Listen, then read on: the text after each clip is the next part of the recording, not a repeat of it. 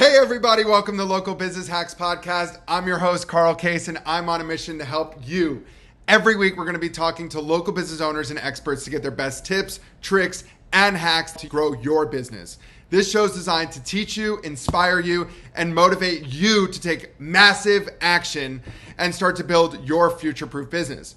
Whether you're just starting off or you're taking your existing business to the next level, this episode is for you. So let's get started. Hey, local business hackers. I'm your host, head of global business development for Referrizer, joined today by the man of operations, the chief operating officer of Sola Salons himself, Jordan Levine. Welcome to the podcast, brother. Thanks for having me. Appreciate it. Of course. So I'd love for you to give some background into why I deem you the man of operations in this space. Tell everybody, who you are and how you got to this position with Sola. Well, I appreciate the welcome and I appreciate the introduction. It's a lot of pressure to be what'd you call me? The operations man? Man of operations. Man of operations. A lot of pressure here. So I hope I don't disappoint your loyal listeners. Look, I think operations is exciting stuff. What does an operations person do?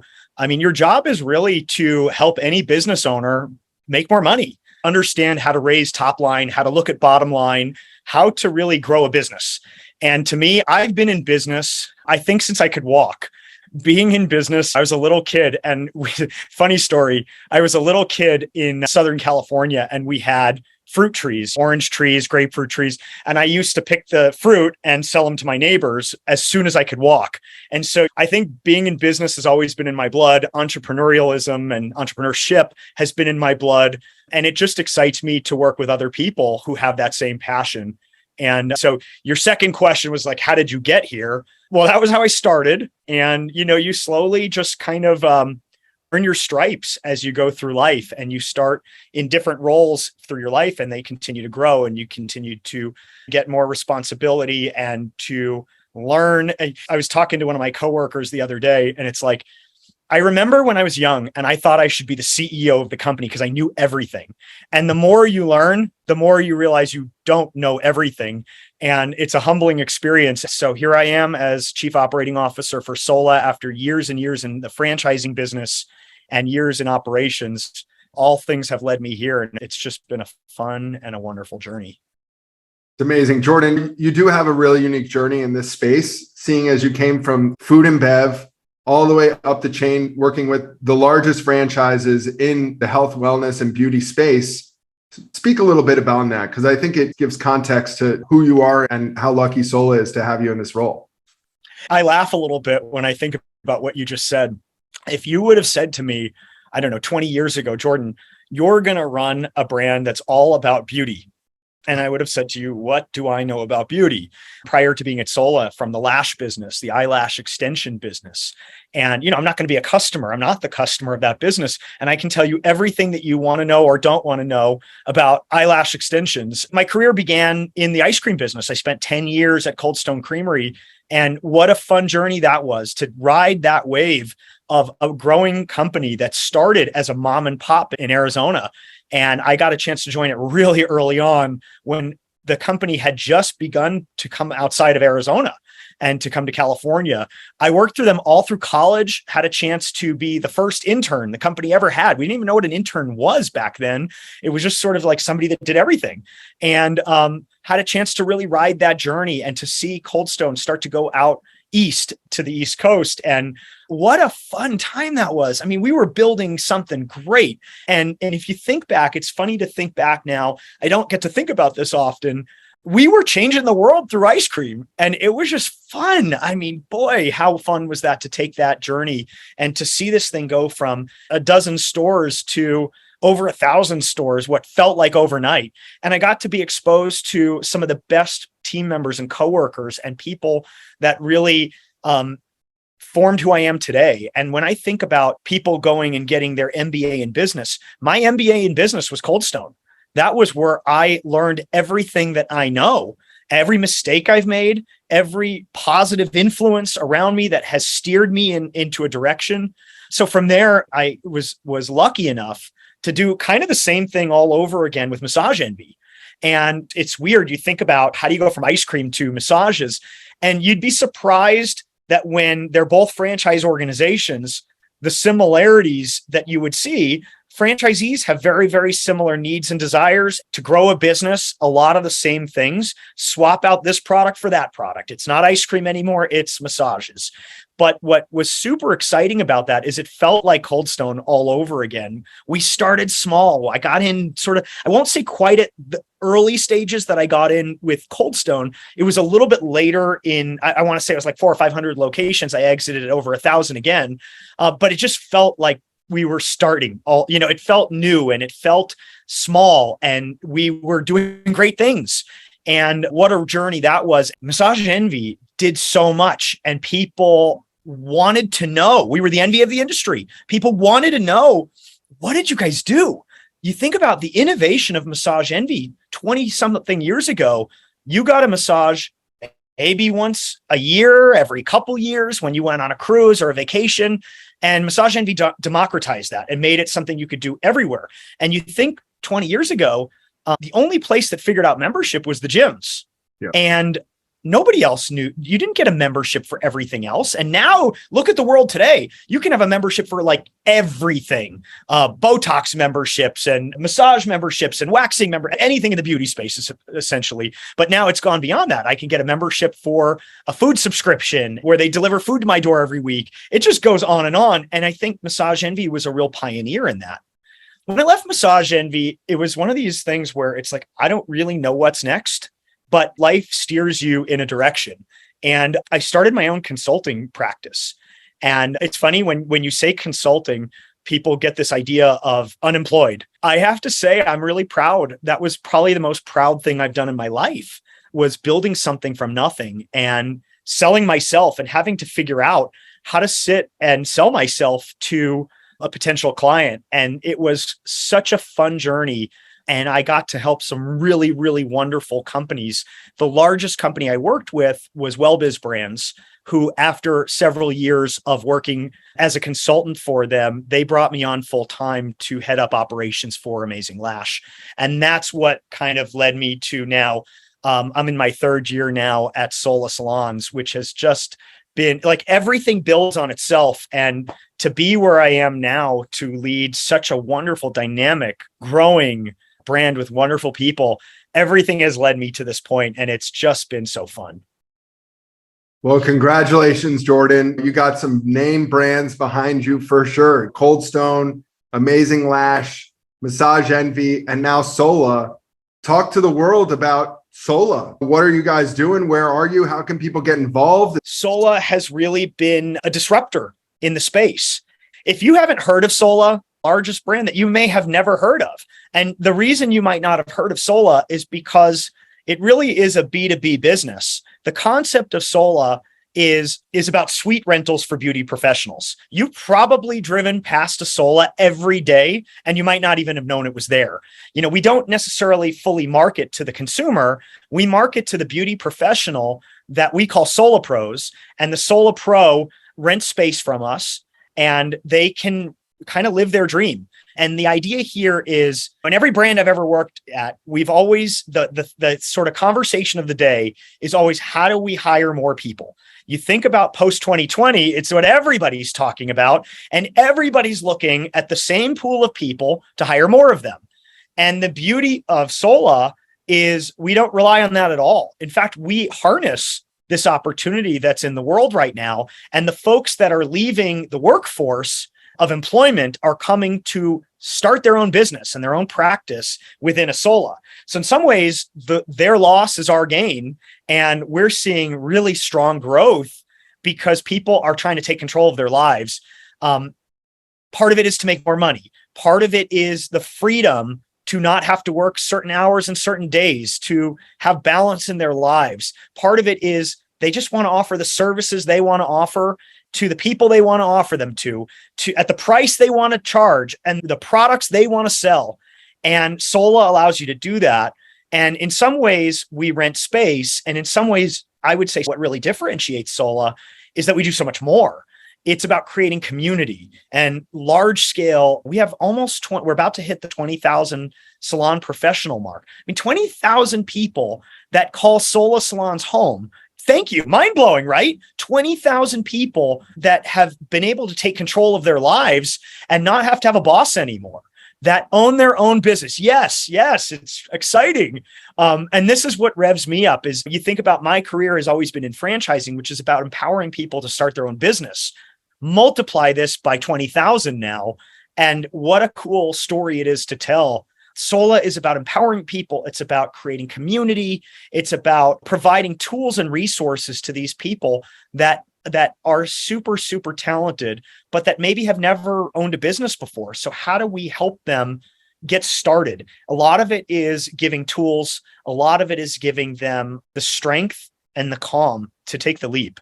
And we empower our franchisees and teach our franchisees with a lot of purpose how to do that. And I think that's really what differentiates Sola. We sometimes will say things like there's Sola and there's everyone else. And a lot of people will say things like, oh, it's just a real estate play. And I think it's a fundamental mistake. Yes, real estate in many ways is the product we sell, but that strips us of heart and it strips us of what can differentiate us. And if you talk to our franchisees, the thing that they'll say that makes Sola different is them. And it's the culture they create. And while they may not work for us, they all choose to work within a Sola. And there is a culture that's created in a location. And it's not culture's created, good culture is created and bad culture is created every day. And part of what we spend a lot of time talking about and training against is creating excellent culture that people want to be a part of and that's envied by others. And, that's really, in a sense, what Sola is about. And if you don't know Sola, time to go to solasalons.com and find a new hairstylist and come take a visit and see what it's all about.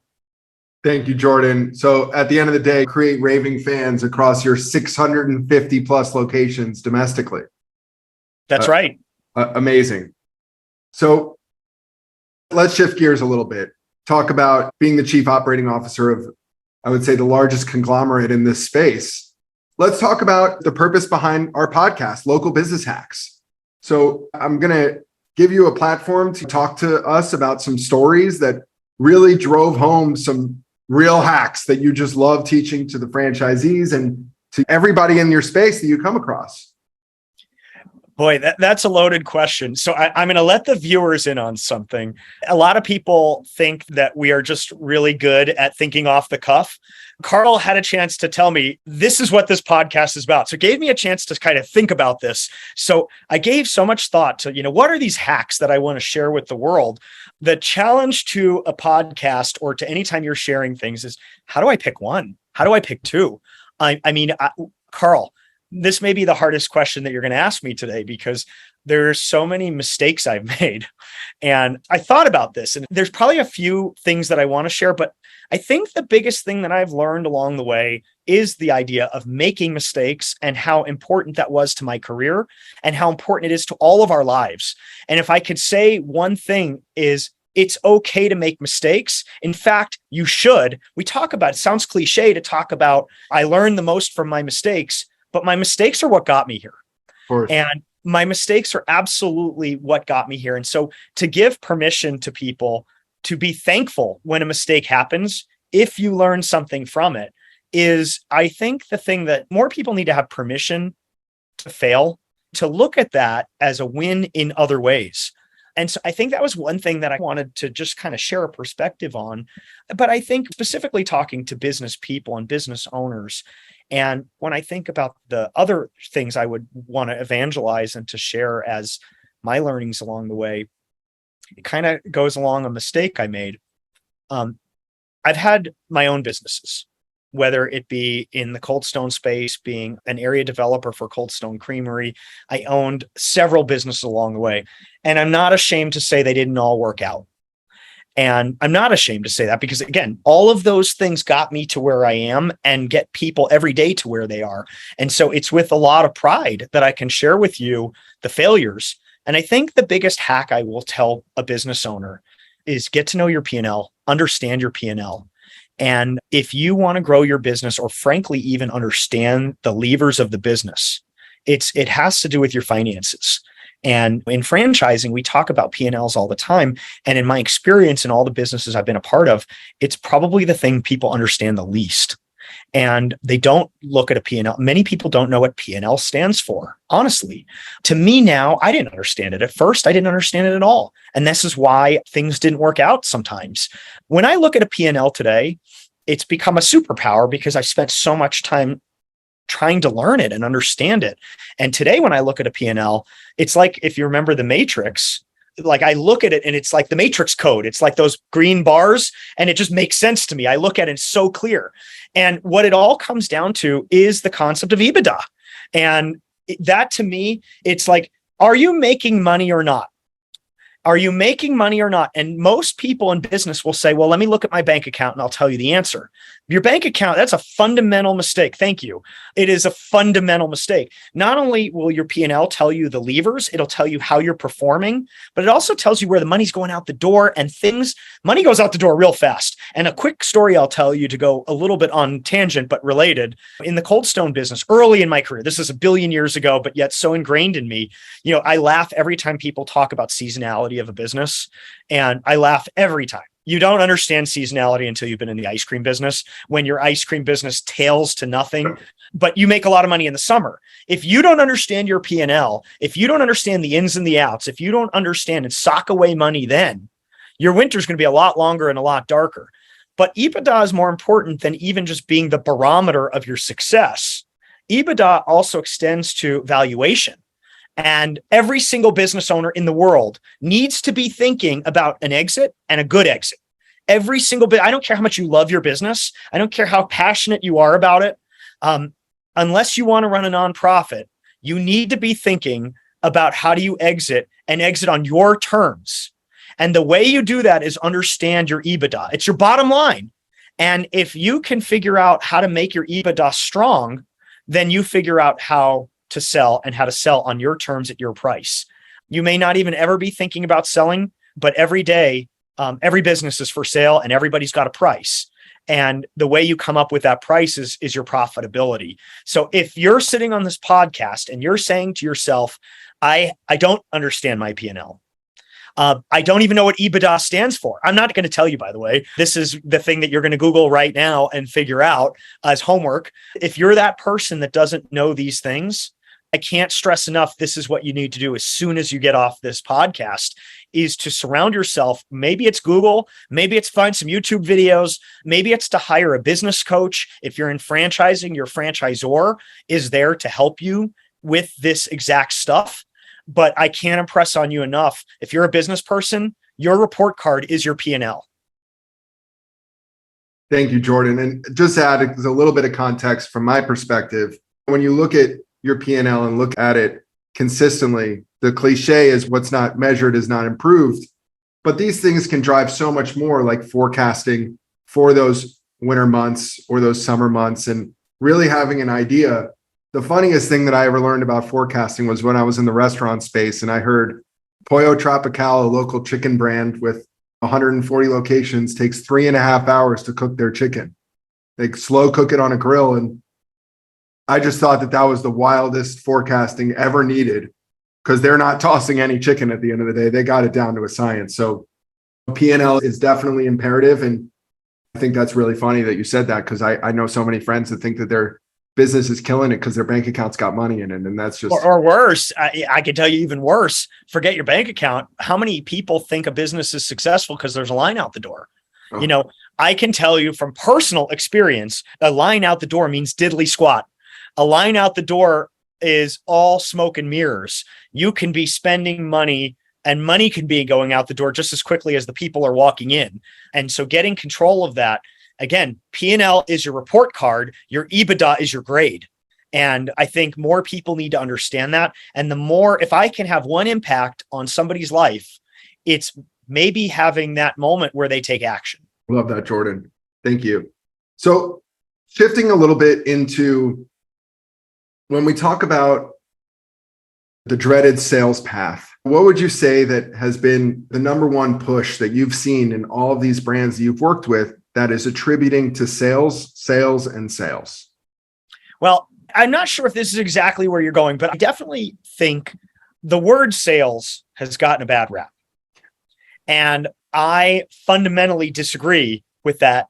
I think sales, you think about the used car salesman, their shirt's cut a little too low and they got the gold chain and like you get this image, slicked back hair, right? Am I right? This is the image you get. And everyone is so scared to want to be perceived as salesy because that's what we think of as this sleazy thing. Well, I'll tell you, in my years of consulting, that was actually something I spent a lot of time on, consulting with franchise companies, with the franchisors, to help them create sales culture. And the first thing I would say to them is creating sales culture is a good thing. Before you can ever create sales culture, and there are so many legs to this, you can create the best training in the world on sales, but if people don't believe that sales is a good thing, then you've wasted all of your time. And what I would explain to people when I was trying to make the sales pitch that sales is good, what I would always talk about is think about sales in a very personal way. Sales is about getting your way. Period. End of story. Sales is when your friends or your family says, "What do you want for dinner?" And instead of saying, "I don't know, what do you want?" it's telling them what you want. Everybody has an opinion and everybody wants something, but everyone's so afraid to say what they want. But if you boil it down, sales is about getting your way. And everybody somewhere deep down inside wants to get their way. Now, there is a good way of doing it and there's a bad way of doing it. Good sales is about doing it in such a way where no one even knows that you just got your way. And it's a science and an art together. And so I think part of the impact I hope I have on people's lives is making it okay to make sales acceptable and to make sales something people get excited and revved up about. I certainly do. When I sit in front of a franchise community, let's call it the Sola franchisees, a wonderful group of people, and I'm on stage at our annual conference, we call it the Sola Summit. And my job is to get people excited and revved up for where we're going as a brand. You know what? That's sales. Oh, yeah. It's the same way that selling a membership at a Massage Envy is sales. And think about, if you really truly believe in your product, then you're doing people a disservice to not sell. I think it's such a profound way to look at sales. If you love your product and you are so passionate about your product, then not selling is doing a disservice to the world. And I think about like my time at Massage Envy. I believe in massage. And what an amazing service that is to be able to take to the whole world. And if I truly believe in that, then it's my job to get people to come back. And I think about my world in Sola. Sola, what do we sell at Sola? Well, we sell space to our Sola pros. But I believe so deeply in the mission that we're empowering people to take control of their lives. And I think I'm such a believer in more than the real estate play. And I believe in the mission of what we're trying to accomplish here. Shame on me if I don't tell that story. And if I'm telling you, oh my God, what a great company, what a great mission, what a great product. And then I don't go the next step and say, are you interested? Would you like to know more? How do we get you to be a part of this wonderful thing we're doing? It takes that one extra step. And if I don't do that, then I've done the world a disservice. Now, if you believe that your product is not the right product, that's a different story. If you don't believe in what you do, then that's a different story. I can understand not wanting to do the world a service. But I would hope that most of your listeners and the world believes in what they do and is excited about what they do. And if you are excited about what you do, share it with the world. And that is, in a nutshell, what I believe sales really is. I love that. Thank you, Jordan. You said something that I love to preach all the time. He did not prep me, by the way, guys. He did not prep me. I was totally off the cuff. My last off the cuff question for you as COO, what would you say is your number one time-saving tool that you have in your toolbox? It's a really good question. Time saving. So I guess I could probably give you a few examples of this one. I would say I have a lot of opportunities, guys, to be more organized. I don't have a spreadsheet for everything, but what I am very, very diligent about are lists and to-do lists. And I write a to-do list every morning, and I write another to-do list every Friday evening. And I think that it's not for everybody. Everybody has their own style of how they do things. I am very much still a paper to-do list. I'm also a paper calendar person. I know how archaic is that. I have my Outlook calendar. Let me be clear. I can accept meetings just like everyone else. And I look at that too. But when I need to see a 30-day period, I believe I have to see it. You can't see my office right now, but I'm also very much a whiteboard person. So in some ways, I'm very old school in the way that I ideate and the way I plan and organize, and it works for me. And when I start changing the way that I organize myself, it completely throws me. And I guess the point of the story here is find your way of organizing yourself and don't try to be what everybody else is. And my big lesson is I know what works for me. And I'm very good at being organized in my way. The minute I start organizing in other people's way, in the way that works for my team or my peers, it just doesn't work. And so if whiteboards are good for you, get yourself a whiteboard. If you need to get a calendar, a paper calendar to see your month at a view, then do that. If you need to make a to-do list, like I said, this Friday to-do list, that was actually something I only started probably about 2 years ago because I realized Monday morning would come around and I would forget all the things that I was working on or thinking about. A lot happens between Friday and Monday morning. And my big lesson for myself was, let me capture that really quickly. Here's the 5 or 6 things that are on my mind and the things I need to pick up where I left off. And I would make myself a to-do list. So I'm very old school. It works for me. That's how I manage my time. It's how I manage my day, my week, my month.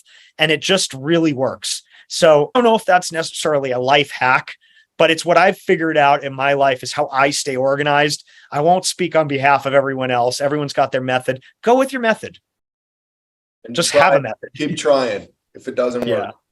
Yeah. That's awesome. Jordan, from myself, my team at Referrizer, and our listeners all over the world, thank you from the bottom of my heart for sharing this packed information in the last couple minutes. I thank you. Well, I appreciate you having me on today. I would love to do this again. If you'll ever have me again, I'd love it. This is fun. For sure. Jordan, for people that want to get connected with you and connected with Sola, tell me one more time, what's the best way to do that? Well, certainly our website, solasalons.com. If you're interested in renting a space in a Sola or becoming a franchisee and building your own Sola and your own Sola empire, boy, we'd love to have you. Go to solasalons.com. We'll get connected. You can reach out to me personally. I'd love to hear from you. I'm a big LinkedIn user, so you can find me. My LinkedIn is Jordan Austin Levine. I tend to go by my full name for some reason. That I started that a few years ago. My middle name, most people don't go by, but I sort of started liking it. So you can find me on LinkedIn. I'd love to hear from you. If you have questions or something just struck a chord, I love connecting. So find me and I'd love to hear from you. Thanks, Jordan. We'll hope to see you back soon. Thank you. Thanks for having me again. Thank you so much. That's it for this week's episode. I hope you found it helpful. Be sure to head over to our site, local-business-hacks.com, to check out the show notes and send me questions or ideas for future episodes. If you want to grow your business, just like the people you've heard from here, follow Local Business Hacks Podcast and tune in for new tips, tricks, and tactics. Until next time, thanks for listening and keep hacking.